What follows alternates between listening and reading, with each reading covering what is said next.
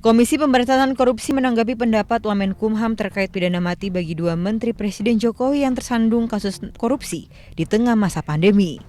KPK menyatakan dalam Undang-Undang Tipikor Pasal 2 Ayat 2 hukuman mati telah diatur secara jelas dalam ketentuan tersebut dan dapat diterapkan, tetapi diperlukan pembuktian yang kuat.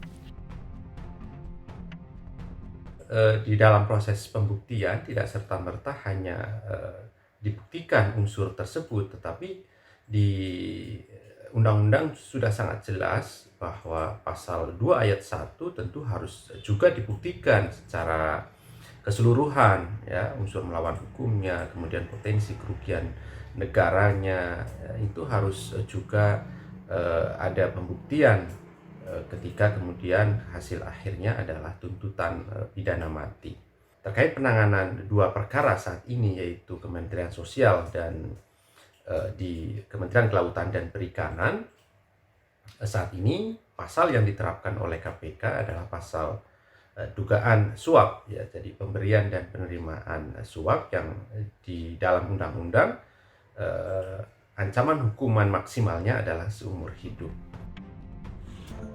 Sebelumnya, Wakil Menteri Hukum dan HAM menilai Edi Prabowo dan Juliari Batubara layak untuk dihukum dengan ancaman hukuman mati lantaran memanfaatkan jabatan mereka yang melakukan praktik korupsi di tengah pandemi COVID-19.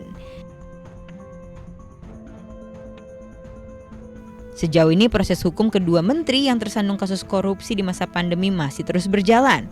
Diduga mantan Menteri Kelautan dan Perikanan Edi Prabowo yang ditangkap pada akhir Desember 2020 menerima suap 3,4 miliar dan 100 ribu dolar Amerika Serikat terkait izin ekspor benih lobster.